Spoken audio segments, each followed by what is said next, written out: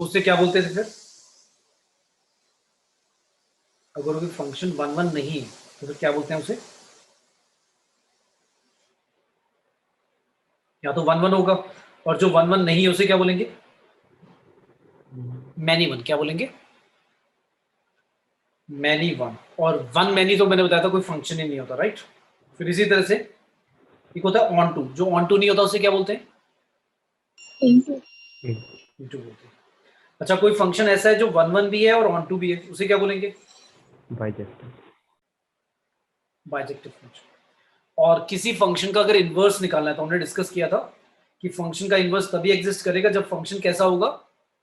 Bijective. If f is bijective, अगर कोई function आपका बाइजेक्टिव है देन f इनवर्स क्या करेगा? एग्जिस्ट करेगा। अच्छा, क्या f इनवर्स भी बाइजेक्टिव होगा? जो f इनवर्स होगा वो भी एक फंक्शन ही तो होगा, क्या वो भी बाइजेक्टिव होगा? यस और नो भाई? No sir. नहीं होगा। सोचो सोचो आराम से। अरे भाई, एक फंक्शन बाइजेक्टिव कब होता था, याद है ना?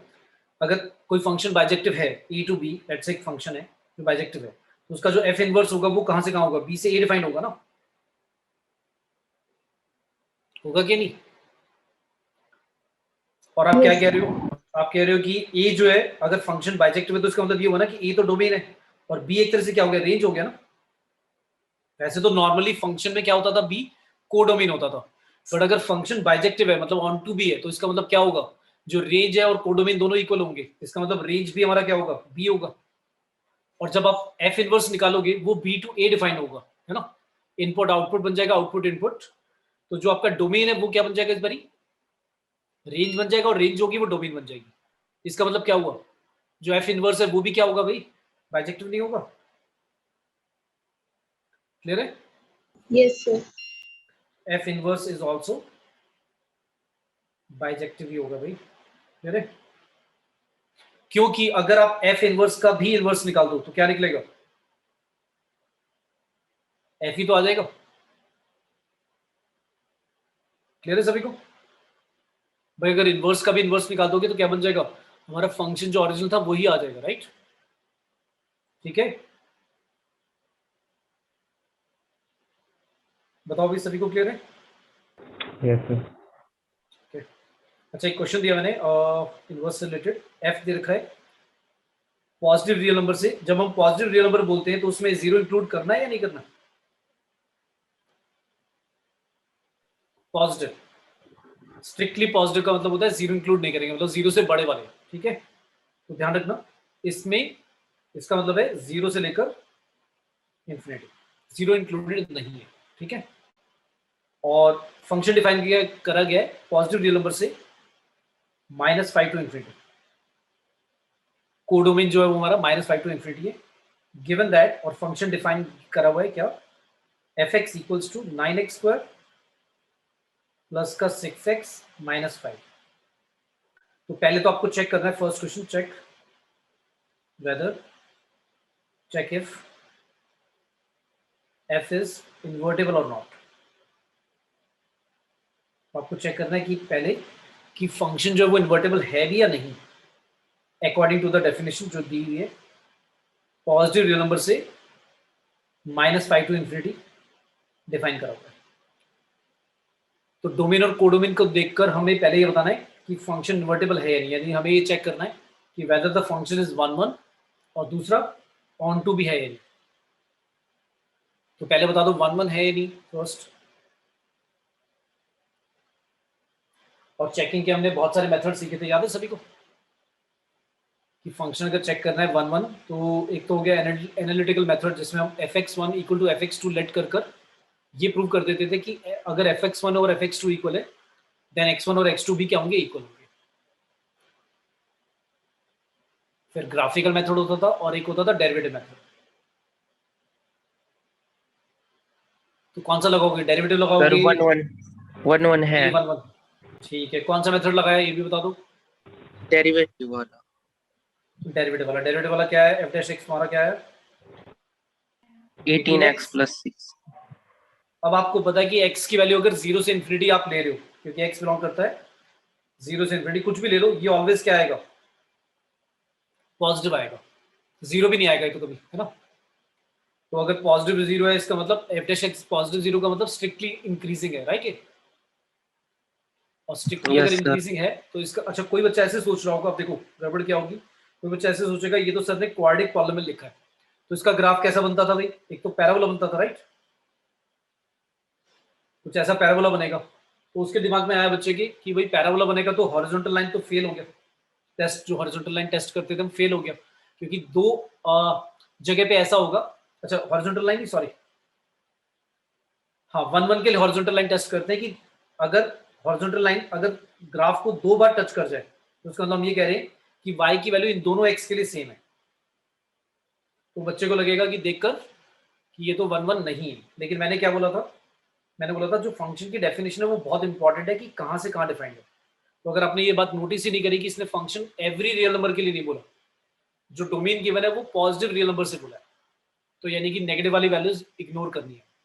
तो ग्राफ का सिर्फ वही वाला पोर्शन ड्रॉ होगा जिसमें x की वैल्यू हम क्या ले रहे हैं 0 टू इंफिनिटी, और उसमें ग्राफ क्या हो रहा है, स्ट्रिक्टली इंक्रीजिंग है। तो स्ट्रिक्टली इंक्रीजिंग है तो डेरिवेटिव टेस्ट से पता लग गया कि देयरफॉर f इज 1 1। सभी को आया बेटा समझ में, 1 1 कैसे बोल दिया मैंने, Yes, sir. Yes, sir. ठीक है। आप बेसिक से वैसे भी चेक कर सकते हो, fx1 इक्वल टू fx2, देखो मैं रख के दिखा रहा हूँ, ऐसे ऐसे भी चेक कर सकते हो आप, लेट कर लोगे पहले fx1 is equal to fx2, क्या आएगा, ये आ गया हमारा 9x1 स्क्वायर प्लस का 6x1 minus 5 equal to 9x2 का स्क्वायर प्लस का 6x2 माइनस 5, 5 5 तो कट जाएगा, और 9 कॉमन लेकर x1 स्क्वायर माइनस x2 का स्क्वायर इधर ले आओ, और प्लस 6x1 माइनस x2, 6 भी कॉमन ले लिया हमने, ये आ गया। अब आपने नोटिस करा कि a square minus b square की आइडेंटिटी बन सकती है, यहाँ पर बना दिया आपने, और फिर इसमें से कॉमन भी ले लिया, क्या फैक्टर आ गया, x1 माइनस x2 कॉमन आ गया, क्या बचेगा 9 टाइम्स x1 प्लस x2 तो प्लस का 6 इक्वल टू 0। अब आपको ये पता है कि दो चीजों को मल्टीप्लाई करके अगर 0 आ रहा है, दो फैक्टर से मल्टीप्लाई करके, तो दोनों में से कोई ना कोई एक 0 होगा, तो पहले वाले फैक्टर से आंसर आ जाएगा x1 इक्वल टू x2, और 9 times x1 plus x2 plus 6 भी 0 के इक्वल आ गया। अब ऐसा लगेगा कि ये तो ठीक है, लेकिन जो सेकंड वाली कंडीशन है उसका मतलब हो गया कि x1 और x2 अगर अलग डिफरेंट भी होंगे तो भी आंसर क्या आ सकता है 0, पर हमने नोटिस करा ये वाली पॉसिबल है ही नहीं, नॉट पॉसिबल। क्यों नहीं है पॉसिबल, फिर वही कहाँ पे गए, डेफिनेशन पे गए, फंक्शन डिफाइन करा गया है पॉजिटिव रियल नंबर, डोमेन जो है, तो हमें पता है कि अगर सिंस x1 x2 दोनों के दोनों बिलोंग करते हैं पॉजिटिव रियल नंबर से, तो then therefore 9 times x1 plus x2 plus 6 करके कभी भी 0 नहीं आएगा, क्योंकि अगर x1 और x2 पॉजिटिव है और उसमें ऐड कर रहे हो पॉजिटिव ही आएगा, 9 से मल्टीप्लाई करोगे तो भी पॉजिटिव होगा, 6 से ऐड करोगे तब भी पॉजिटिव आएगा, तो 0 तो पॉसिबल ही नहीं है, ये वाला केस ही पॉसिबल नहीं है। तो अगर ये केस पॉसिबल नहीं है तो इसका मतलब हमारे पास एक ही बचा, क्या कंक्लूजन की x1 और x2 इक्वल ही होंगे, तो इसका मतलब फिर भी प्रूव हो गया कि 1 1 है। अब ऑन टू जल्दी से बताओ है कि नहीं, ऑन टू के लिए हम क्या करते थे याद है, ऑन टू के लिए हमें चेक करना है क्या ये जो लिखा हुआ है कोडोमेन, ये जो कोडोमेन लिखा हुआ है क्या यही हमारा रेंज है, अगर ये कोडोमेन ही रेंज है तो इसका मतलब ये प्रूव हो जाएगा कि ऑन टू फंक्शन है, क्योंकि रेंज का मतलब होता है every possible value of the function या वाई। तो अगर ये कोडोमेन रेंज के ही इक्वल आ जाता है तो इसका मतलब सारे के सारे जो रेंज के अंदर एलिमेंट्स होंगे या कोडोमेन के अंदर जो एलिमेंट्स होंगे उनके लिए कोई ना कोई डोमेन में एक्स एग्जिस्ट करेगा, और यही हमारी ऑन टू की डेफिनेशन है। तो कैसे चेक करें भाई, फंक्शन लिखा हुआ है f x equals to 9x square plus 6x minus 5, इसको मैं y मान लेता हूँ, कैसे चेक करूँ बताओ। आप जैसे लाइक 11th में फंक्शन का चैप्टर था उसमें डोमेन और रेंज निकालते थे, मैंने भी बताया, तो डोमेन और रेंज की तरह से जैसे हम रेंज निकालते हैं वैसे ही चलो रेंज निकालने की कोशिश करो, इसकी कैसे निकालोगे रेंज। तो रेंज निकालने के लिए क्या करना पड़ेगा, सबसे पहले हमने नोटिस करा 9x square plus 6x minus 5 लिखा हुआ, ठीक है। क्या करें इसका रेंज बताने के लिए क्या करें, हमें पता है क्वाड्रिक पॉलिनोमियल जो होता है उसका हम परफेक्ट स्क्वायर बना सकते हैं, राइट, बना सकते हैं भाई।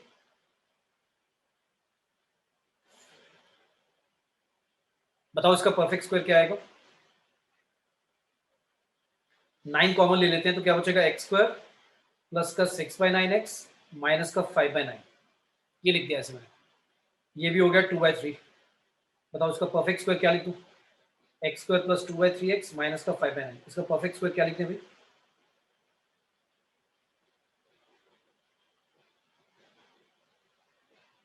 बोलो भाई जल्दी से, क्या लिखें?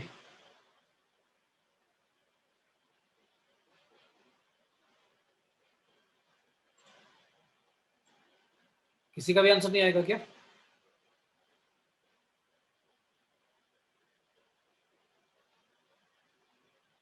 परफेक्ट स्क्वायर भाई, परफेक्ट स्क्वायर भूल गए? एक्स प्लस, अगर ये प्लस है, इसका हाफ लेते हैं कॉफिशिएंट, 2/3 का हाफ क्या आएगा, 1/3 का होल स्क्वायर। जब इसका होल स्क्वायर ओपन करोगे आप तो ए स्क्वायर एक्स स्क्वायर आएगा, बी स्क्वायर जो होगा वो 1/3 का स्क्वायर आएगा, और 2ab जो होगा वो 2/3x आएगा। तो x का स्क्वायर और 2/3x तो लिखे हुए हैं, 1/3 का स्क्वायर एक्स्ट्रा हो गया तो उसको माइनस करना पड़ेगा इक्वालिटी मेंटेन करने के लिए, और माइनस 5/9 एज इट इज। ये हमारा परफेक्ट स्क्वायर बन गया भाई, ऐसे बनाते हैं। भूल गए हो क्या सारे भाई? 1/3 का स्क्वायर आएगा 1/9 माइनस 5/9, तो माइनस 6/9 हो जाएगा, जो कि माइनस 2/3 होता है। याद आ रहा है भाई सभी को? Yes, sir. Yes, sir. तो ऐसे क्यों कर रहे हो भाई, बोलो ना क्या आएगा परफेक्ट स्क्वायर, भूल गए क्या कैसे बनाते हैं? अब इसको ओपन करोगे क्या आएगा, 9 टाइम्स x प्लस 1/3 का होल स्क्वायर, और 9 को 2/3 से मल्टीप्लाई कर दोगे तो क्या हो जाएगा, क्या आ जाएगा,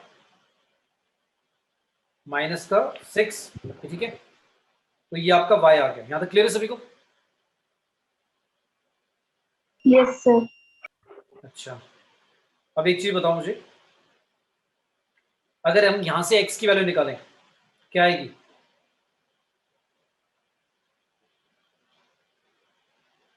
यहां से x की वैल्यू निकालो क्या आएगी? अच्छा चलो मैं ऐसे ही बोल देता हूँ, x की वैल्यू दी हुई थी कहां से कहां तक, 0 से इंफिनिटी, और y या सेट a था आपका 0 टू इंफिनिटी, और जो कोडोमेन था वो क्या था आपका, y कहां से बिलोंग करना चाहिए, -5 से लिखा होता है इंफिनिटी। तो देखकर बता दो, ये जो लिखा हुआ है -9 टाइम्स x प्लस 3 का होल स्क्वायर -6, इसका आंसर कहां से कहां तक आएगा, वही आपका रेंज होगा। किसी को समझ में आ रहा है? जो मैंने ब्रैकेट में इंक्लोज किया है स्क्वायर ब्रैकेट के अंदर, स्क्वायर सॉरी बॉक्स के अंदर, इसकी वैल्यू कहां से कहां तक होगी? आप कह रहे हो कि x की वैल्यू कहां से कहां तक है, 0 से लेकर इंफिनिटी है, 0 पे इंक्लूडेड नहीं है, ठीक है। फिर आप कह रहे हो कि x प्लस 1/3 ये कहां से कहां तक होगा, 1/3 से इंफिनिटी होगा। फिर आपने होल स्क्वायर कर दिया, अब कहां से कहां तक होगा, 1/9 से, अभी भी इंफिनिटी होगा। फिर आपने 9 से भी मल्टीप्लाई कर दिया, 1 से इंफिनिटी होगा। फिर आपने -6 कर दिया, इंफिनिटी में कोई फर्क नहीं पड़ेगा। तो कहां से कहां तक आया मेरी रेंज, यही तो आपका y है। तो y कहां से कहां तक आ रहा है, -5 से इंफिनिटी आ रहा है ना, है कि नहीं? बोलो भाई सभी को क्लियर है? Yes. Sir, -5 included codomain. हाँ, पॉजिटिव रियल नंबर में भाई वैसे तो नहीं लेना चाहिए, तो ये ओपन बना लेना फिर, ठीक है, ठीक है, Yes, sir. यहाँ पर ओपन कर लेना इसे, ठीक है। तो हमारा रेंज और कोडोमेन क्या इक्वल आ गए? Yes, sir. तो हम कह सकते हैं कि भाई ये ऑन टू बी है, समझ रहा है? और अगर ऑन टू है देखो एफ एस ऑन टू, तो इसका इन्वर्स जो होगा वो क्या होगा, इसका इन्वर्स क्या होगा, यहां से x की वैल्यू निकाल दो। अब देखो इन्वर्स सिखा रहा हूं, ध्यान से देखना इन्वर्स कैसे निकालते हैं। आपका y का वैल्यू जो ये आया था, क्या आया था y, x प्लस 1/3 का होल स्क्वायर इंटू 9 -6। आप यहां से x की वैल्यू निकाल दो, क्योंकि आपको ये तो पता लग गया है कि ये फंक्शन इन्वर्टेबल है, और बेसिकली इन्वर्स फंक्शन कुछ नहीं होता, बेसिकली y x बन जाता है, x y बन जाता है। तो आपको बेसिकली x की value in terms of y निकालनी है, मतलब y को एक तरह से इनपुट बनाना है, x को आउटपुट बनाना है। तो क्या करोगे, पहला स्टेप y प्लस 6 उधर लेके जाओगे, 9 से डिवाइड करोगे, और फिर क्या करेंगे, स्क्वायर रूट लोगे बोथ साइड्स, प्लस माइनस आएगा, 9 का रूट 3 हो जाएगा, यहाँ x प्लस 1/3 हो जाएगा, इसको भी इधर ले आओगे तो -1 plus minus root y plus 6 divide by 3 equal to आ गया x। इसमें से आप प्लस माइनस में से माइनस वाला केस इग्नोर कर दो। क्यों? क्योंकि अगर -1 ले लिया और रूट वाला भी नेगेटिव ले लिया तो आंसर नेगेटिव आएगा, और x की वैल्यू सिंस आपका x जो है वो 0 से इन्फिनिटी है, इसलिए भाई हम नेगेटिव वाले केस को इग्नोर करके प्लस वाला लेंगे y प्लस 6। और ये जो x की वैल्यू आई है इसी को आप f इनवर्स x करके ऐसे लिख देते हो, -1 प्लस x प्लस 6/3, यही आपका f इनवर्स। समझ आया? मैंने क्या बोला, जो x की वैल्यू होगी वो अब इनपुट आउटपुट बन गया है, तो ये जो x की वैल्यू आ रही है यही इनवर्स फंक्शन है, लेकिन ये y की टर्म्स में है, और हम f इनवर्स जो लिख रहे हैं उसमें इनपुट x लिख देते हैं, तो इसलिए फिर y की जगह रिप्लेस करके x ही चेंज कर देते हैं। ठीक है, आया सभी को समझ में? मतलब अगर इसको अगर मैं gy मान लूं तो ये gy ही क्या है, एक तरह से इनवर्स फंक्शन है, बट वो y की टर्म्स में, तो वेरिएबल हम यहाँ पर x मान रहे हैं, इसलिए हमने क्या कर दिया, उसको f इनवर्स x करके y की जगह x से रिप्लेस कर दिया, तो ये हमारा इनवर्स फंक्शन आ गया। आया सभी को समझ में बेटा? Yes, sir. Yes, sir. चलो एक लास्ट निकाल दो फटाफट जल्दी से। एक फंक्शन दिया हुआ है f 1 to infinity और कोड में दिया हुआ है 2 to infinity, और fx दिया हुआ है कुछ ऐसे x प्लस 1/x। तो पहले तो आपको चेक करना है इज f इन्वर्टेबल, क्या है ये। फिर सेकंड है इफ यस देन फाइंड करना है f इनवर्स। अगर है इन्वर्टेबल तो f इनवर्स निकाल दो, क्या आएगा इसका। तो पहले कैसे बताएं कि ये इन्वर्टेबल है या नहीं, पहले जल्दी से चेक करो। 1 1 है।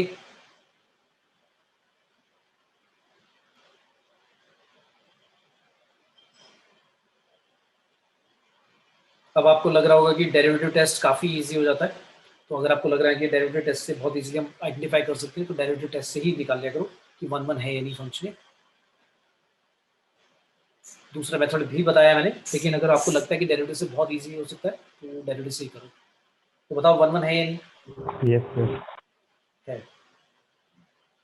सभी का आ रहा है भाई 1 1? Yes, sir. ऑन टू भी जल्दी से बताओ है कि नहीं।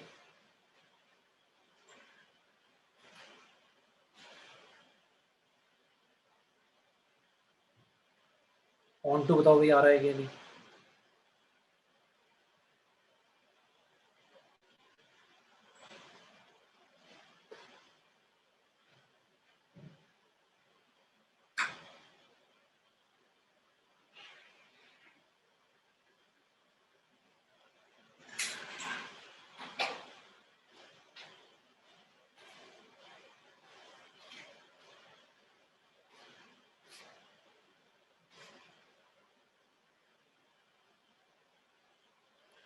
वन वन सभी का आ गया भाई।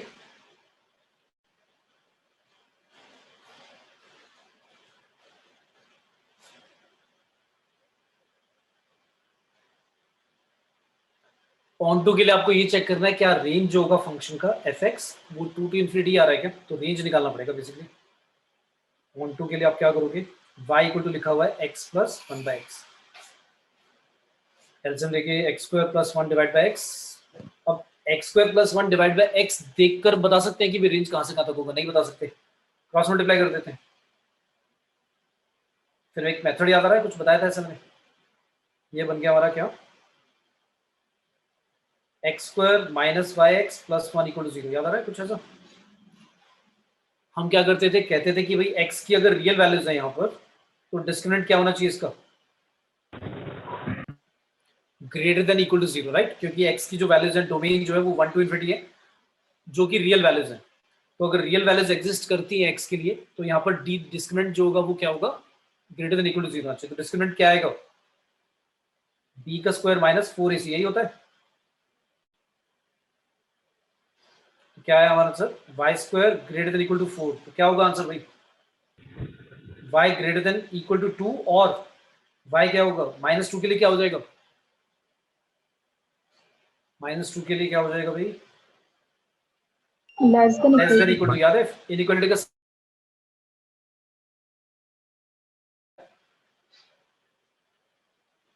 रेंज क्या आ रहा है भाई हमारा, -∞ से लेकर -2 यूनियन 2 से लेकर इन्फिनिटी, यही आ रहा है ना? ये ठीक है? Yes, sir. ठीक है, अब हमें कहां से कहां तक गिवन था इसमें? 2 टू इन्फिनिटी। तो यहाँ पर तो 2 आ रहे हैं हमारे इंटरवल, तो ये कैसे बोले कि भाई ये वाला इग्नोर कर दें? क्योंकि 2 पॉसिबिलिटी आएंगी, 2 टू इन्फिनिटी और -इन्फिनिटी टू -2। तो हम डोमेन की वैल्यू देखकर, x की वैल्यू क्या थी हमारी? 1 से इन्फिनिटी थी। तो मेरे को एक चीज सोच के बताओ, अगर आपका x पॉजिटिव है तो y की वैल्यू नेगेटिव में जा सकती है? No sir. नहीं जाएगी ना भाई, आपको हर चीज लाइक चेक करना है ना। तो ये वाला केस तो भाई पॉसिबल ही नहीं है। क्यों नहीं है पॉसिबल? आपके पास सब रीजन है। मतलब ऐसे नहीं कि बस इग्नोर कर दिया, सिंस आपका x बिलोंग करता है 1 से इन्फिनिटी भाई, और आपका y बेसिकली था क्या? x plus 1/x। x positive है तो 1/x भी पॉजिटिव होगा, तो x अगर पॉजिटिव है और 1/x भी पॉजिटिव है तो y नेगेटिव कहां से आ जाएगा? तो -2 से पीछे नहीं जाएगा, सिर्फ यही वाला हमारा रेंज होगा 2 टू इन्फिनिटी। ठीक है? ठीक, और था ना, और का मतलब इधर भी हो सकता है इधर भी। तो पहले वाला जो इंटरवल है उसको हटा देंगे, क्योंकि x की वैल्यूज जो है उनके बेसिस पर हम कह सकते हैं कि भाई हमारा 2 टू इन्फिनिटी होगा। तो क्या ये ऑन टू है? Yes sir. ऑन टू है। अब मैंने कहा था लास्ट इनवर्स निकालना है स्टेप। क्या करते हैं इनवर्स निकालने के लिए? भाई y इक्वल टू लिखा हुआ था क्या? अच्छा, हमने x की वैल्यू निकाली थी, y की वैल्यू तो आ गई थी हमारी। क्या आई थी? y की वैल्यू आई थी हमारी x² + 1 डिवाइड बाय x। क्या आया था? हमें x की वैल्यू निकाली इन टर्म्स ऑफ y। निकाल सकते हैं? कैसे निकाले? क्रॉस मल्टीप्लाई हमने करा भी था। क्रॉस मल्टीप्लाई x² आ गया था, x² - yx + 1 = 0। तो यहाँ से जैसे क्वाड्रेटिक फॉर्मूला लगाते हैं हम, याद है? x = क्या लिखते हैं? माइनस, क्या लिखते हैं? -b -y प्लस माइनस का रूट d। d कितना आएगा? b² - 4ac, 4 आएगा, डिवाइड बाय क्या? Twice of a। तो x की वैल्यू क्या आएगी? y + root y² - 4 divide by 2। इसमें से कौन सी वैल्यू इग्नोर करें, कौन सी लें प्लस माइनस में से?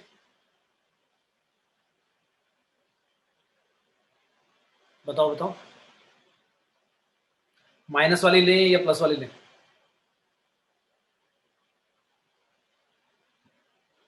बताओ भाई, माइनस ले प्लस ले या दोनों ले? माइनस। माइनस ले। क्यों? Reason reason? सर क्योंकि इसमें x 1 टू इन्फिनिटी है तो 1 अगर बोलो बोलो बोलो बोलो। अच्छा, अगर y की 1 वैल्यूज कहां से स्टार्ट होगी? y की वैल्यू कहां से स्टार्ट होगी? 2 से है ना, यस 2 और से। x की वैल्यू 1 से। तो मुझे एक चीज सोच के बताओ, अगर आपने माइनस ले लिया, ये ले लिया आपने, सॉरी सर वो मैंने 1 टू इन्फिनिटी वाला ले लिया।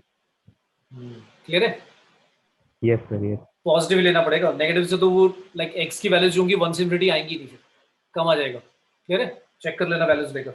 यस तो पॉजिटिव वाला चलेगा भी, नेगेटिव वाला इग्नोर करना पड़ेगा, ये नहीं होगा। तो x की वैल्यू क्या होगी? y + root y² - 4 divide by 2। और फिर f इनवर्स x लिखना है आपको, यही आप बेसिकली आपका इनवर्स फंक्शन है, बस y की जगह x लिख देना। ठीक है? सभी को आया समझ में? यस जल्दी से मैंने कुछ क्वाड्रेटिक पॉलिनोमियल के कुछ की पॉइंट्स बताए थे, ये भी आपको क्वाड्रेटिक फंक्शन में याद होने चाहिए। Quadratic polynomial basically quadratic function है। क्या बताए थे?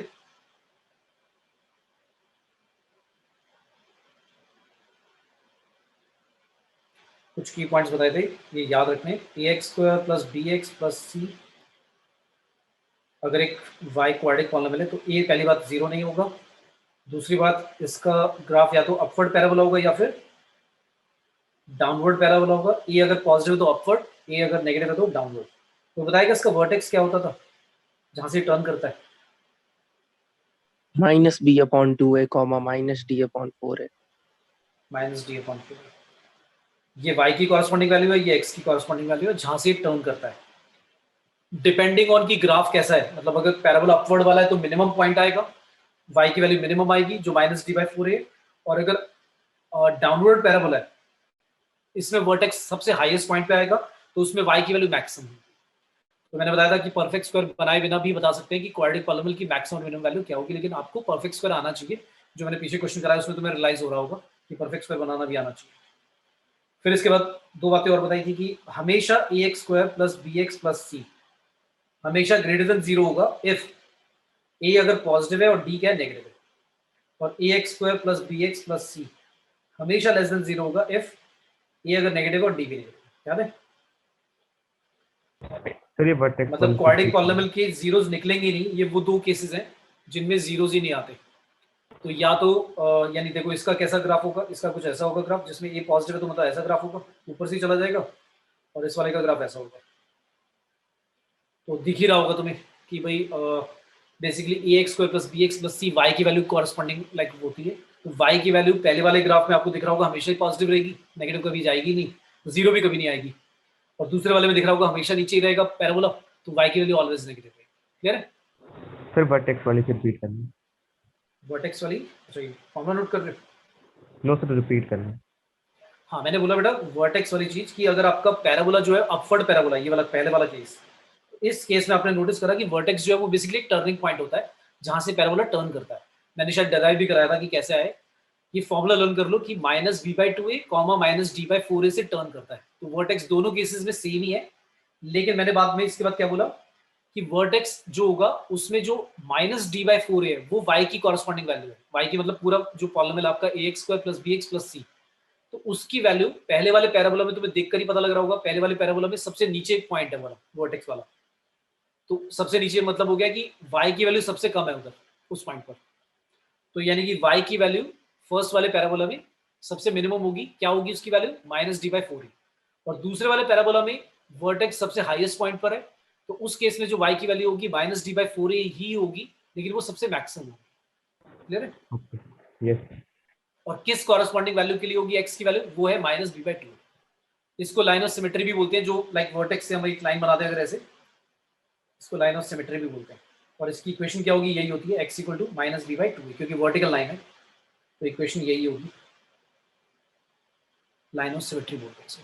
ठीक है? तो ये दो तीन चीज़ें याद रखनी है, ये बहुत इंपॉर्टेंट है क्योंकि एप्लीकेशन ऑफ डेरिवेटिव में भी इसका कई बार यूज होता है, या और भी किसी चैप्टर में पूछ लेंगे। पॉलिनोमियल की value a x square plus b x plus c, ये क्वाड्रेटिक पॉलिनोमियल की वैल्यू हमेशा ग्रेटर देन जीरो और हमेशा लेस देन जीरो होगी जब ये कंडीशन फॉलो होगी। ठीक है? क्योंकि कई बार क्या होता है, मान लो तुम्हारे दो फैक्टर बन गए ऐसे, और अब तुम क्रिटिकल पॉइंट निकालने की कोशिश कर रहे हो,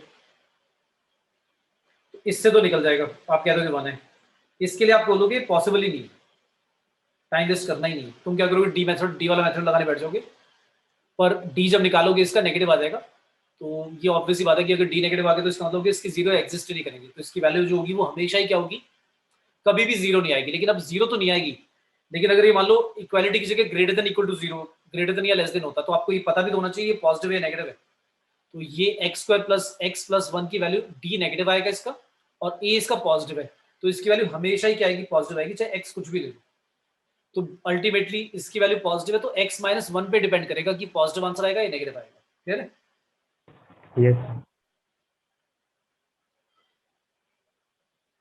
नेक्स्ट है कुछ हमने फंक्शन करे थे, एक बार मैं जल्दी से जो इंपॉर्टेंट वाले फंक्शन को रिकॉल कर रहा हूँ। एक तो हमने लॉगरिथम फंक्शन करा था, log function, exponential function, modulus function, एक होता है हमारा ग्रेटेस्ट इंटीजर फंक्शन, एक हो गया फ्रैक्शनल पार्ट ऑफ एक्स, और एक हो गया हमारा सिग्नम फंक्शन। याद है सारे? तो जल्दी से गो थ्रू एक बार जल्दी फटाफट। फर्स्ट, अगर y equal to log x है, ई बेस वाला ही ले रहा हूँ, चलो पहले एक्सपोनेंशियल फंक्शन कर लेते हैं डिस्कस उसी। अच्छा मैंने बताया भी था शायद, लॉग फंक्शन और एक्सपोनेंशियल फंक्शन एक दूसरे के क्या होते हैं, कोई बताएगा? इनवर्स। इनवर्स होते हैं मेरे कुछ। तो एक ही बार मान लो चलो x है, और एक्सपोनेंशियल फंक्शन में a की वैल्यू हम क्या लेते हैं, रिस्ट्रिक्ट कर देते हैं। क्या दो केसेस लेते थे, या तो a की वैल्यू 1 से ज्यादा होगी, या फिर a की वैल्यू 0 से 1 के बीच में होगी, 1 भी इक्वल नहीं होगा। ठीक है? तो उसका ग्राफ याद है सबको, कैसे बनता था? अगर a की वैल्यू ज्यादा है तो जैसे जैसे x बढ़ेगा y भी क्या होता जाएगा, बढ़ता जाएगा, कुछ ऐसा आएगा ग्राफ। राइट? क्लियर है भाई? जैसे जैसे x बढ़ रहा है y भी क्या होता जा रहा है, बढ़ता जा रहा है। ठीक है? ये पॉइंट कोई बताएगा क्या आएगा? जहां पर x की वैल्यू 0 पुट कर देंगे तो y कितना आ जाएगा 1, तो ये पॉइंट होगा 0 1। सेकंड वाले में क्या होगा, अगर आप x की वैल्यू x की कह रहा हूं a की वैल्यू जो बेस है, बेस की वैल्यू अगर आप 0 से 1 के बीच में लेते हो और उसकी पावर अगर बढ़ाते जाओ तो आंसर कम होता जाएगा। जैसे 1/2 का स्क्वायर करोगे 1/4 और कम आएगा, 1/2 का क्यूब करोगे और कम 1/8 आएगा। तो वैल्यूज क्या होती जाएंगी, कम होती जाएंगी। तो उसका ग्राफ उल्टा चलेगा। कैसे? Decreasing function. कैसे? सभी को आ रहा है समझ में कैसे चलेगा इसका ग्राफ?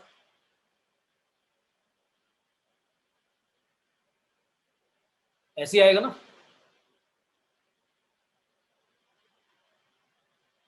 दोनों भी सभी को क्लियर है? Yes. Yes, sir. लेकिन कभी भी आप देख रहे होगे कि एक्स एक्सिस के नीचे नहीं जाएगा, एक्स एक्सिस को इवन टच भी नहीं करेगा। क्यों? क्योंकि एक्स की जो ए की पावर है, ए अगर या तो 1 से बड़ा होगा या 0 से 1 के बीच में है तो पॉजिटिव।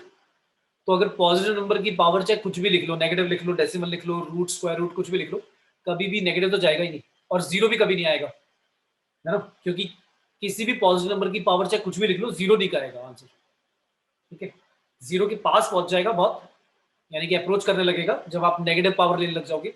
लाइक अगर मैं 3 की पावर -2 लेता हूं तो 1/9 आएगा, तो 1/9 0 पॉइंट होगा कुछ। फिर 1/3 का अगर मैं 3 की पावर -8 ले लूंगा तो 0.000 बहुत क्लोज चला जाएगा, बट स्टिल अभी भी 0 नहीं होगा एग्जैक्टली, इसलिए अप्रोच करने लग जाएगा 0 की तरफ। तो ये दो ग्राफ हो गए एक्सपोनेंशियल फंक्शन के। फिर आता था आपका लॉग फंक्शन। लॉग में भी कंडीशन, बेस के ऊपर क्या कंडीशन थी कि लॉग में पहला केस जब a 1 से बड़ा है और जब a हमारा 0 से 1 के बीच में। बताओ भाई, सभी को आ रहा है ग्राफ कैसे बनता था यार? जब a बड़ा होगा हमारा 1 से बड़ा होगा तो ग्राफ कुछ ऐसा आता था, क्योंकि x की वैल्यू पर x पे क्या कंडीशन होती थी याद है? x ग्रेटर देन 0 ही होना चाहिए। ठीक है,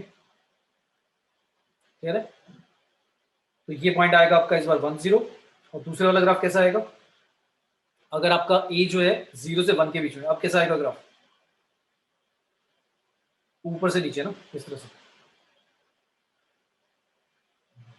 ये वाला पॉइंट फिर दोबारा क्या होगा 1 0। ठीक है भाई, अब ये ग्राफ में दोबारा एक्सप्लेन करने बैठूं तो फिर मैं वही आधा घंटा इसी पे ले लूंगा कि देखो ऐसे ऐसे एग्जांपल लेकर कि ये बेटा देखो ये वैल्यूज हैं, ये वैल्यूज हैं, और जिनको आई होप समझ में आ रहा होगा ज्यादातर बच्चों को। लेकिन जिनको नहीं आ रहा भाई, फिर अभी के लिए क्या करो, लर्न कर लो भाई कि ऐसे बनते हैं, और ये 3-4 बार खुद बना बना के देख लो, क्योंकि पेपर में जब क्वेश्चन आएगा तो आपको ग्राफ पेपर में 5-10 मिनट नहीं मिलेंगे कि आप ग्राफ सोचने बैठो कि कैसे बताया था सबने। ठीक है, क्लियर है भाई सभी को? Yes Yes, sir. Yes. और ये दोनों फंक्शन आपस में क्या होते हैं एक दूसरे के, पता है? इंपॉर्टेंट नोट, a की power x and log a base x, ये दोनों एक दूसरे के क्या होते हैं? Are inverse of each other. भाई ये इनवर्स फंक्शन है एक दूसरे के।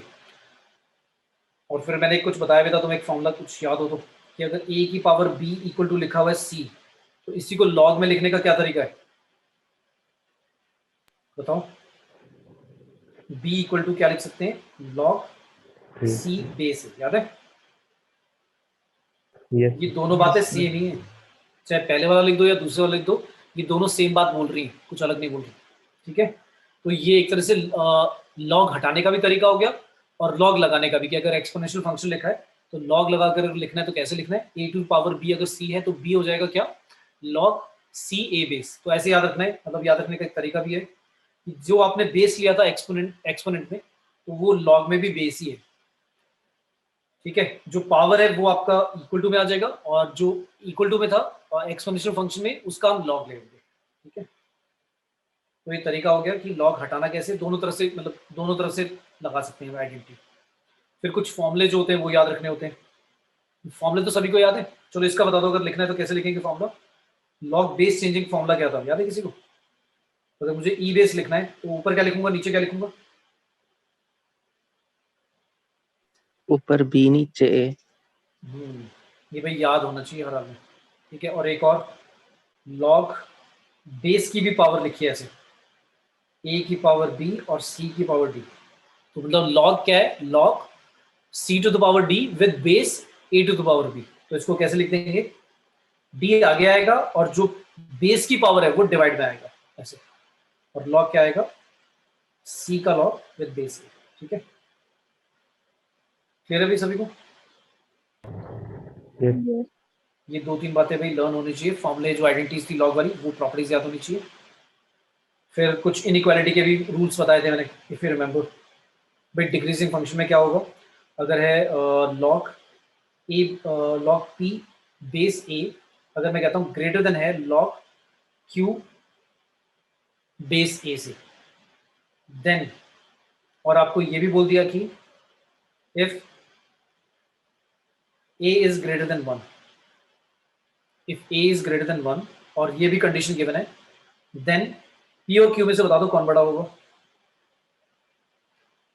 अगर दोनों के बेस सेम है और जो बेस है वो ए से बड़ा है, 1 से बड़ा है, तो हमारा जो पी और क्यू है, इस इनइक्वालिटी के अकॉर्डिंग हम क्या कंक्लूड करेंगे कि पी बड़ा है या क्यू बड़ा है?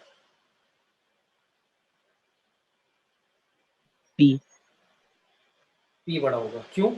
इंक्रीजिंग फंक्शन में क्या होता है, इनइक्वालिटी का साइन चेंज नहीं होता जब लॉग हटाएंगे, क्योंकि log A, log P A base का जो ग्राफ बनाएंगे हम, हमें पता है कि जब ए 1 से बड़ा होता है तो ग्राफ देखो कैसा बनता है। ये इस ग्राफ को देखो, इंक्रीजिंग फंक्शन है या नहीं, तो जैसे जैसे एक्स बढ़ रहा है वाई भी, हमारा लॉग की वैल्यू भी बढ़ती जा रही है।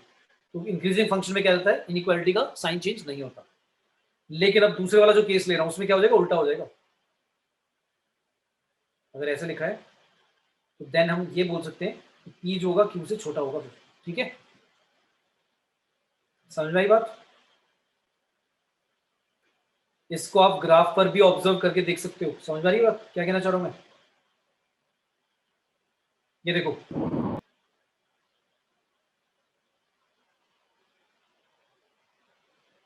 पी पॉइंट पर जो वैल्यू है वो कितनी है भाई, लॉग ए बेस पी। क्यू ले लेते हैं आगे,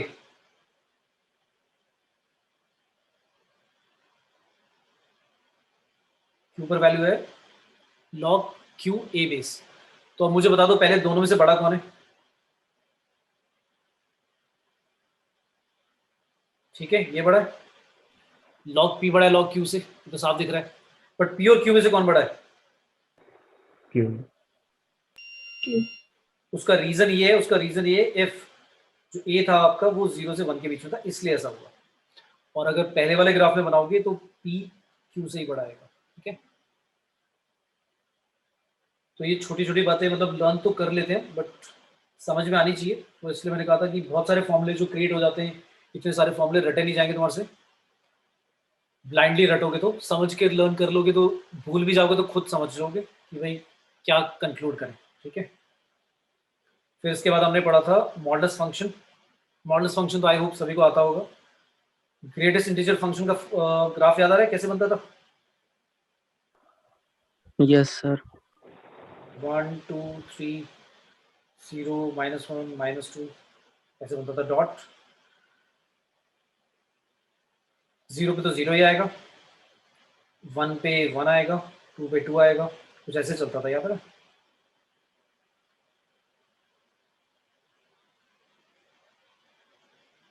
इस तरह से स्टेयर केस बनते जाते थे। याद आ भी? Yes. ठीक है, कुछ इस तरह से स्टेयर केस बनते जाएंगे। ये हमारा ग्रेटेस्ट इंटीजर फंक्शन का ग्राफ होता था। फिर एक फ्रैक्शन पार्ट ऑफ एक्स का भी कर लेते हैं, कैसे बनता था।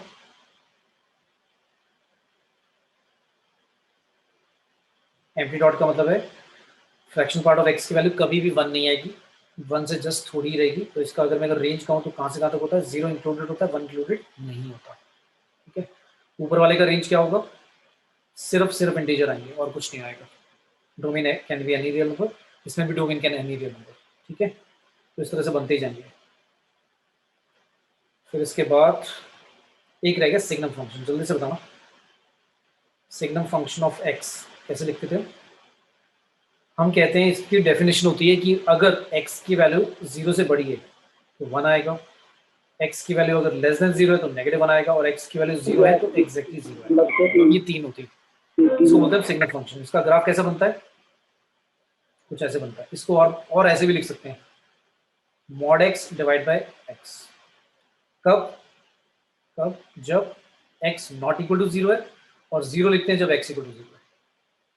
ठीक है, तो अगर आपने x की वैल्यू 0 ली तो एग्जैक्टली 0 ही आएगा। लेकिन अगर आपने 0 से बड़ा लिया तो आंसर हमेशा ही 1 आएगा। तो एम्प्टी डॉट करके इस तरह से एरो दिखा देते हैं, क्योंकि यहाँ पर सारी वैल्यूज 1 रहेंगी, लेकिन एग्जैक्टली 0 पे एम्प्टी डॉट, ऊपर 1 पे हमने एम्प्टी डॉट इसलिए बनाया क्योंकि 0 पर 0 आंसर आता है 1 में। और इसी तरह से अगर आपने एक्स की वैल्यू नेगेटिव में ली तो हमेशा ही आंसर -1 आएगा, तो ऐसे एम्प्टी डॉट करके यहाँ पर आएगा। ठीक है, अब ये तो हमने बना दिया, लेकिन मान लो ऐसा आ गया सिग्नम फंक्शन। चलो पहले सिग्नम फंक्शन से पहले मैंने पूछा इस फंक्शन का डोमेन और रेंज बताना क्या आएगा। 1 over mod x square -7 mod नहीं sorry greatest integer function -7 times greatest integer function -8। इसका आपको डोमेन भी बताना है क्या आएगा और रेंज भी बताना जल्दी से। डोमेन के लिए पहले क्या करेंगे, कंडीशन क्या लगाएंगे भी डोमेन के लिए कि जो डिनोमिनेटर है वो क्या नहीं होना चाहिए, 0 नहीं होना चाहिए। तो हमने 0 रख दिया, देखते हैं कहाँ पे आता है 0।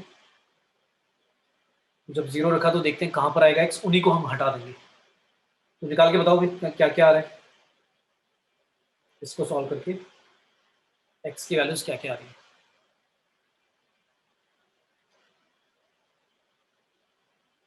सबको दिख रहा है मिडल स्प्लिटिंग हो जाएगी इसकी, होगी मिडल स्प्लिटिंग -8 और प्लस का 1। तो भाई ग्रेटेस्ट इंटीजर फंक्शन की मेरी दो वैल्यूज आएगी, 8 आएगी या फिर -1। x की वैल्यू नहीं आएगी, ये आएंगे ग्रेटेस्ट इंटीजर फंक्शन की वैल्यू फॉर x। तो या तो 8 होगा या -1 होगा। अब x की वैल्यू कैसे बताएं, अगर आपका greatest integer function of x अगर 8 आ रहा है तो x की वैल्यू क्या होगी, कहां से पता होगी बताओ भी।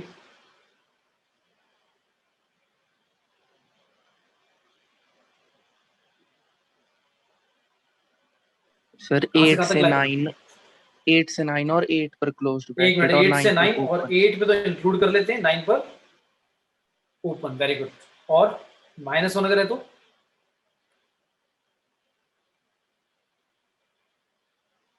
अब कहां से कहां तक होगा,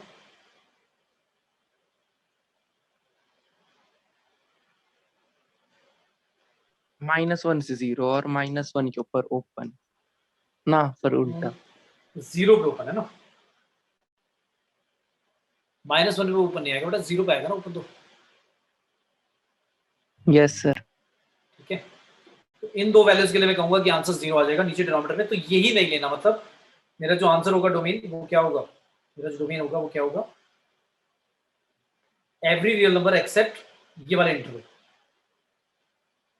तो माइनस कर देते हैं, दो इंटरवल माइनस कर दो, या चलो ऐसे लिख लो फिर, इन दो इंटरवल को छोड़ के ऐसे लिख लो, -∞ से लेकर कहां तक, -1 तक। और -1 पे क्या करूं, इंक्लूड करूं या नहीं करूं, नहीं करूंगा क्योंकि -1 तो इसमें इंक्लूडेड है। यूनियन फिर क्या करूंगा, 0 से स्टार्ट करूंगा, 0 इंक्लूड करूंगा क्योंकि 0 इसमें इंक्लूडेड नहीं है। 0 से लेकर कहां तक, 8 तक, 8 को इंक्लूड नहीं करूंगा। एक और इंटरवल आएगा क्या, 9 को इंक्लूड करूंगा क्योंकि 9 उसमें इंक्लूडेड नहीं है। और कहां तक जा सकते हैं, क्लियर है सभी को। ठीक है, इसका भी रेंज बोल दो, रेंज नहीं पूछेगा, रेंज इसका टफ है, ऐसे नहीं निकाला जाएगा रेंज। ठीक है, तो डोमेन सभी को समझ में आया। Yes sir. ठीक है, अब आता है सिग्नम फंक्शन में मैंने ऐसे पूछ लिया क्वेश्चन, चलो बताओ एफ एक्स दिया हुआ है, signum function of log E base x, इसको कैसे डिफाइन करें, लॉग ई बेस एक्स। तो मैंने अभी क्या बोला था, जब सिग्नम फंक्शन एक्स था तो मैंने बोला था एक्स की वैल्यू जो होती है उस पर डिपेंड करेगा, अगर एक्स ग्रेटर देन 0 है तो 1 आएगा, एक्स लेस देन 0 है तो -1 आएगा, और एक्स एग्जैक्टली 0 है तो 0 आंसर आएगा। तो इसमें क्या क्या कंडीशन बनाएंगे, वही आएंगी -1, 1 और 0। -1 कब लिखेंगे, जब कंडीशन कि log e बेस x जब क्या होगा, लेस देन 0 होगा। इसमें क्या आएगा, log e बेस x जब ग्रेटर देन 0 होगा, और इसमें log e बेस x जब इक्वल टू 0 होगा। अब कहां पर ऐसा होता है कि log सर आपकी x स्क्रीन बेस है। e,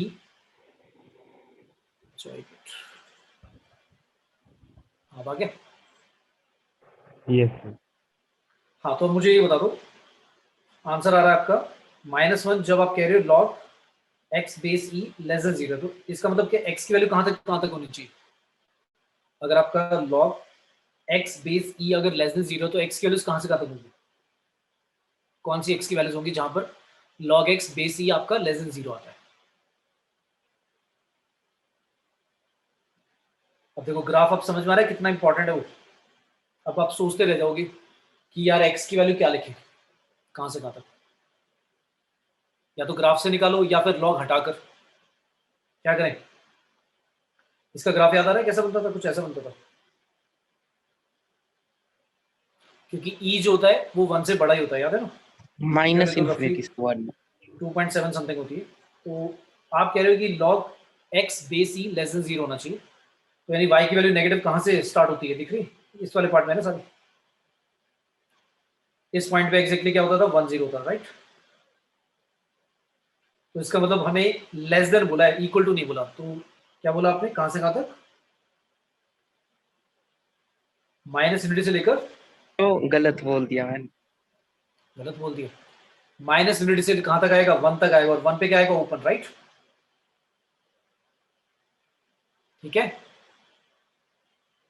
या मैंने गड़बड़ कर दी, सर 0 से आएगा, मैंने 0 से गलत आएगा, बोल राइट। दिया। हाँ, क्यों आएगा 0 से, एक्सप्लेन करो। सर नेगेटिव लॉग डिफाइंड नहीं होता रियल। हाँ, x की वैल्यू भाई नेगेटिव में तो जानी जाएगी ही नहीं, यहाँ पर x की वैल्यू 0 है, तो कहां से कहां तक आएगा, सिर्फ 0 पे आएगा, 0 भी इंक्लूड नहीं होगा, 0 से लेकर कहां तक, 1 तक, और 1 को भी इंक्लूड नहीं करेंगे क्योंकि 1 पे तो एक्जैक्टली 0 हो जाएगी वैल्यू। तो ये जो मैंने रेड वाला पोर्शन बनाया सिर्फ इस वाले में इंक्लूड होगा, और ये वाला पॉइंट भी इंक्लूड नहीं है।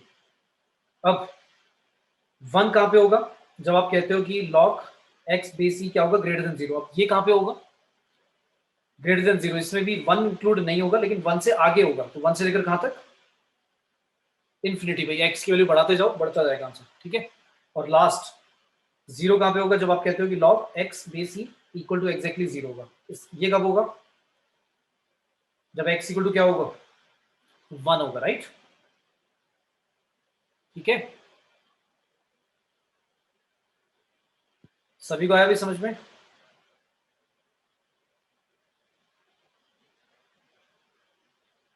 बोलो बोलो जल्दी से। Yes sir. अच्छा, अब देखकर ऐसा लग रहा होगा, अब देखकर ऐसा लग रहा होगा कि सिग्नम फंक्शन का तो आंसर हमेशा ही -1, यानी कि अगर बेसिकली देखें इसका रेंज क्या है, -1, 1 और 1, सॉरी 0, तीन ही वैल्यूज आएंगी, नहीं, और करली ब्रैकेट में रखोगे क्योंकि इंटरवल नहीं है, एक एक वैल्यूज ही आ रही है इंडिविजुअल। तो ऐसा लग रहा है कि हमेशा सिग्नम फंक्शन का आंसर रेंज जो होगा वो -1, 1 और 0 होगा, पर ऐसा नहीं है। जैसे मैंने क्वेश्चन पूछ लिया, f x equals to signum function of x square, अब क्या आएगा, अब इसको ब्रेक कैसे करोगे, फिर वही भाई एक्स स्क्वायर की वैल्यू या तो 0 से बड़ी होगी, लेस देन 0 होगा, या इक्वल टू 0 होगा। अब इसमें से आप अगर थोड़ा सा अंडरस्टैंडिंग है भाई, तो इसको तो गायब ही कर दो, क्योंकि एक्स स्क्वायर की वैल्यू नेगेटिव तो हो ही नहीं सकती लेस देन 0, तो ये तो आएगा ही नहीं। इसका मतलब -1 भी रेंज में नहीं आएगा, क्योंकि अगर अगर एक्स स्क्वायर लेस देन 0 होता तभी आंसर -1 आता है, तो यानी -1 तो फिर अब रेंज में आएगा ही नहीं। अच्छा, फिर क्या बचा हमारे पास, दो ऑप्शन बचे, या तो 1 वाला, ये 0 वाला। एक्स स्क्वायर 0 कब होगा, जब एक्स 0 ही होगा, और एक्स स्क्वायर 0 से बड़ा कब होगा, जब एक्स कहां से कहां तक होगा, 0 से इन्फिनिटी, राइट। ठीक है, तो इसका मतलब इसकी रेंज क्या आएगी, इस वाले का अगर रेंज बताएं फंक्शन का, तो क्या होगा, सिर्फ क्या क्या आया, +1 और 0, ठीक है, क्लियर अभी सभी को। सर हाँ, सर अगर हम पहले वाले में माइनस ले ले तो भी पहले तो वाले में माइनस में तो भी ग्रेटर देन 0 ही आएगा। एक्स सॉरी, की वैल्यू, एक्स की वैल्यू यस सर। नहीं नहीं बेटा, लेकिन फंक्शन जो होता है सिग्नम फंक्शन ऐसे डिफाइन नहीं करते ना, एक्स नहीं लेना ना, एक्स जो सिग्नम फंक्शन जिसका आप ले रहे हो वो लेते हैं, लेस देन 0, ग्रेटर देन 0 या इक्वल टू 0, एक्स की वैल्यू नहीं। एक्स तो बाद में निकलेगा, क्योंकि मैंने ऊपर पहले डिफाइन किया था, क्योंकि मैंने क्या डिफाइन किया था, सिग्नम फंक्शन ऑफ एक्स मैंने डिफाइन करा था, ऐसे डिफाइन किया था कि mod x divide by x, जब मैंने कहा था एक्स नॉट इक्वल टू 0 है, और फिर मैंने कहा था 0 के इक्वल होगा अगर एक्स इक्वल टू 0 है, ये बोला था मैंने। तो अगर लिखा है signum function of x square, तो उसको ऐसे डिफाइन करोगे आप, एक्स स्क्वायर का मॉड डिवाइड बाय, नीचे क्या लोगे, एक्स स्क्वायर, राइट। यस अब इसमें जब आपने क्या लिया, जब एक्स की वैल्यू एक्स स्क्वायर की वैल्यू, सॉरी एक्स स्क्वायर की वैल्यू जब 0 नहीं है, और ये एक्स स्क्वायर अगर 0 ले लोगे तो क्या आएगा, आंसर 0 आएगा। क्लियर है? तो जो हम कंडीशन लगाएंगे वो किस पे लगाएंगे, एक्स स्क्वायर पे लगाएंगे, एक्स पे नहीं। एक्स स्क्वायर पे कंडीशन लगाकर फिर चेक करना है हमें कि पॉजिटिव लेना है या नेगेटिव लेना। तुम कह रहे हो कि ठीक है कि अगर मैं एक्स स्क्वायर लेता हूँ मॉड के अंदर तो तुम कहोगे वो भी पॉजिटिव और नीचे वाला भी पॉजिटिव आएगा, राइट? ये कह रहे हो ना? यस हाँ, तो एक्स की वैल्यू आप कह रहे हो नेगेटिव भी लेंगे तो फर्क नहीं पड़ेगा, तो ठीक है, तो वो तो कंडीशन इसी में आ गई ना, वो कंडीशन इसमें आ गई। अच्छा, आप कह रहे हो कि एक्स स्क्वायर की वैल्यू ग्रेटर देन 0 भी तो होनी चाहिए, तो एक्स स्क्वायर की वैल्यू ग्रेटर देन 0 कब आएगी? अगर मैं नेगेटिव भी ले लेता हूँ एक्स की वैल्यू तब भी आंसर आ जाएगा ना? यस हाँ, तो इसमें फिर यहाँ पर कंडीशन क्या लगाएं, एक्स की वैल्यू कहाँ से कहाँ तक होगी फिर? Real number -0। हाँ, इसमें तो r -0 होगा, चाहिए वाले बोल रहे थे। ठीक है, ठीक है, मेरे सभी को इसका मतलब सिर्फ x की वैल्यू 0 नहीं होनी चाहिए, बाकी सब चल जाएगा इसमें, ठीक है। लेकिन रेंज में क्या आएगा सिर्फ, ये तो क्लियर है? इसके रेंज में सिर्फ 2 ही एलिमेंट आएंगे, 1 और 0। क्लियर है? ठीक है भाई? यस अच्छा, अब अगर मैंने ऐसा लिख दिया, लास्ट एक और लेते हैं, y equal to sigma function of x square minus 2x plus 3। अब इसका चलो रेंज बता दो जल्दी से, क्या आएगा?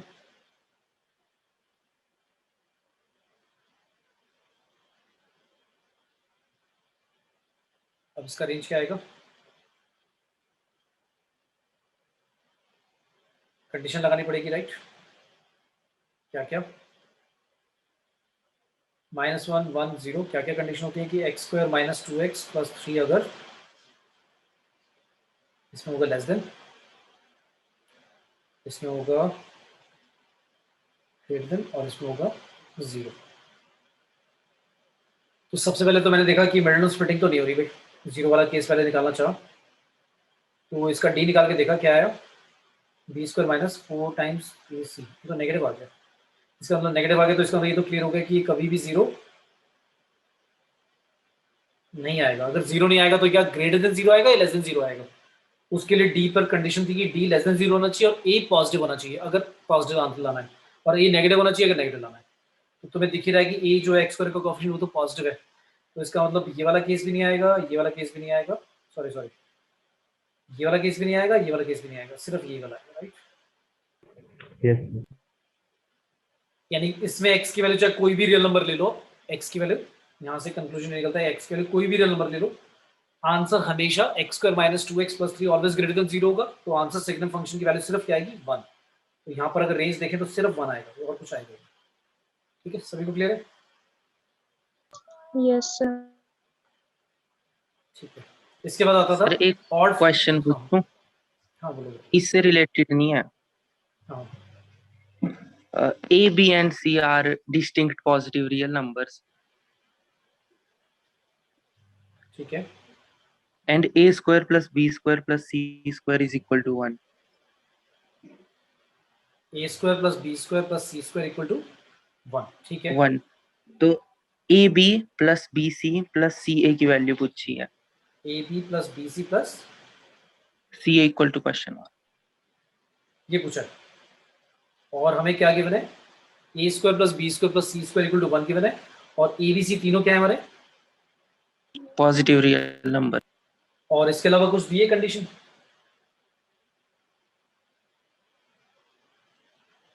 इसके अलावा नो कोई सर, कंडीशन? और कंडीशन नहीं दिया, पर ऑप्शंस भी ऐसी हैं जैसे greater than 1, less than 1, equal to 1 या फिर एनी रियल तो नंबर। सबसे पहले हमें ये पता है कि ए प्लस बी प्लस सी का होल स्क्वायर क्या होता है, ये होता है ना,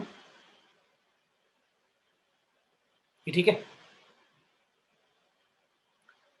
ये आइडेंटिटी सभी को याद है?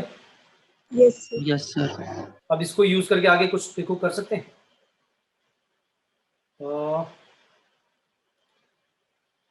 और हमें कंडीशन गिवन थी कि a square plus b square plus c square ये तो 1 है।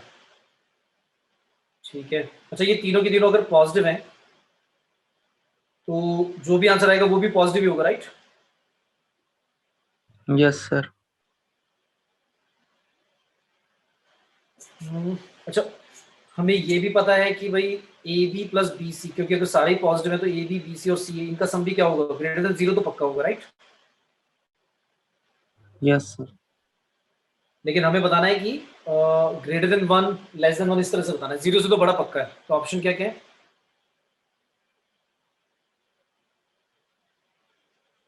Sir less than 1 equal to 1 greater than 1 या फिर any real number. Again greater than 1 less than 1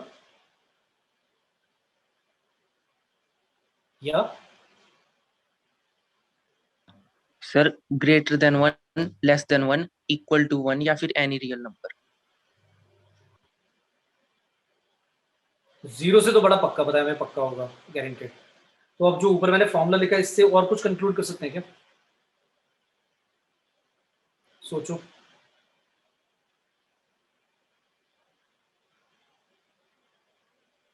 अगर हम शिफ्ट करते हैं, अच्छा a plus b plus c का स्क्वायर, वो तो हमें पता है कि अगर पॉजिटिव नंबर है तो उनका सम भी क्या होगा भाई?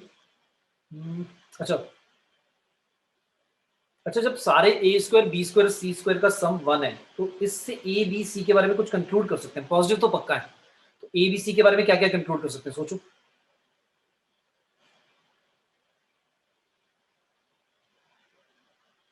अगर a square plus b square plus c square का सम 1 है और तीनों के तीनों पॉजिटिव है, तो ये तीनों के तीनों 1 से छोटे होंगे बड़े ही होंगे? बड़े। बड़े होंगे ए बी सी। अगर यार 1 नो से सर, कोई बट भी एक बड़ा ले लोगे तो ए छोटे स्क्वायर प्लस बी होंगे। स्क्वायर प्लस सी स्क्वायर तो 1 से बड़ा चला जाएगा, है कि नहीं? यस। फिर हमारे पास क्या आया था, देखो ये आया था ना, इनइक्वालिटी लगानी पड़ेगी इसमें। तो हमारे पास ये रिलेशन आया था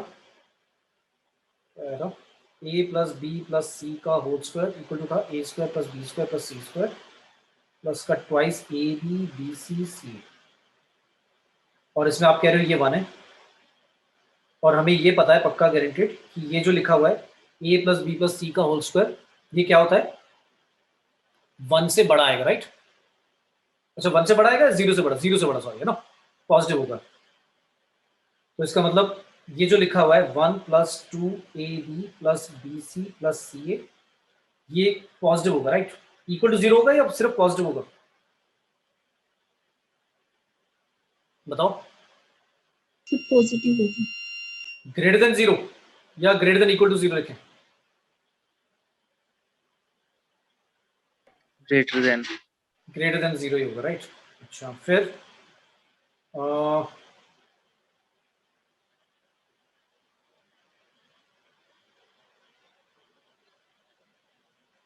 हो गया a b plus b c plus c a greater than क्या हो जाएगा हमारा? -1/2, राइट? अब -1/2 से तो बड़ा हमें पहले से ही पता था, क्योंकि आंसर 0 से भी बड़ा होगा ना अगर तीनों पॉजिटिव है, राइट? है कि नहीं? Yes sir. तो इसमें फिर यार वो लगाओ, क्या कहते हैं, जो मैंने पहले एक बार बताया था, तुम्हारा क्वेश्चन तुमने लिया था शायद, अर्थमेटिक और ज्योमेट्रिक मीन इनइक्वालिटी, याद है? M G M. यस। भाई ऐसे क्वेश्चन में ना यही लगा दिया करो। एम क्या होता है? A plus b by 2। G M क्या होता है? Root a b, right? Yes. और ये हमेशा greater than equal to, M जो होता है वो greater than equal to G M होता है, राइट? फिर अभी यहाँ तक तो ए Yes. प्लस बी क्या हो गया हमारा? Greater than equal to twice root a b, है ना? ये ठीक है। अब हम एज्यूम कर लेते हैं हमारे जो नंबर हैं वो ए स्क्वायर और बी स्क्वायर है। तो ए स्क्वायर और बी स्क्वायर के लिए अगर यही चीज लगाएंगे तो ऐसे लिखेंगे ना, a square plus b square divide by 2 greater than equal to root a square b square. ये ठीक है? बोलो भाई, Yes. ठीक है? तो यहां से क्या आएगा? A square plus b square क्या आएगा? Greater than equal to 2ab। ये ठीक है? इसी तरह से b square plus c square क्या आएगा? Greater than equal to 2bc। और c square plus a square क्या आएगा? Greater than equal to 2ac। ये ठीक है? Yes, sir. Yes sir. इन तीनों को ऐड कर दो, क्या आएगा? Twice of a square b square plus c square greater than equal to क्या? Twice of a b plus b c plus c. ये ठीक है? यहाँ तक ठीक है भाई? 2 Yes, काट दो, sir. दोनों तरफ से कट गया 2 और इसकी वैल्यू क्या गिवन थी तुम्हें? 1 गिवन थी। तो 1 आ रहा है ग्रेटर देन इक्वल टू क्या? 1 आ रहा है greater than equal to a b plus b c plus c. तो बेटा आंसर होना चाहिए लेस देन 1 होना चाहिए। ठीक है, पर सर इक्वल टू भी तो है इनइक्वालिटी में। नहीं ये तो इसमें लिया लिया है ना मैंने। अब ए बी सी, अच्छा तुम्हारा आंसर उसमें इसमें इसमें नहीं लेंगे, उसका रीजन क्या है? 1 क्यों नहीं होगा बताएगा कोई?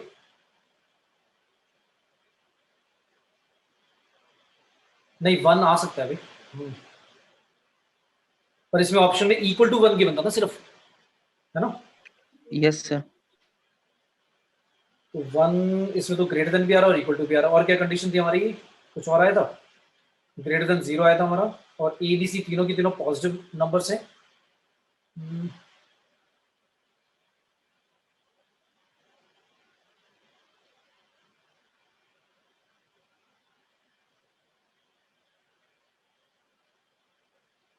1 से या तो कम होगा या 1 के इक्वल होगा।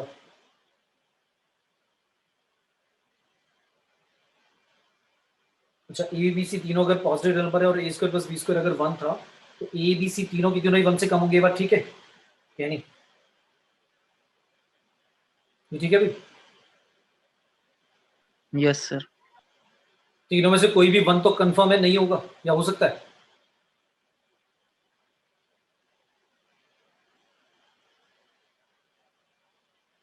ये क्लियर है?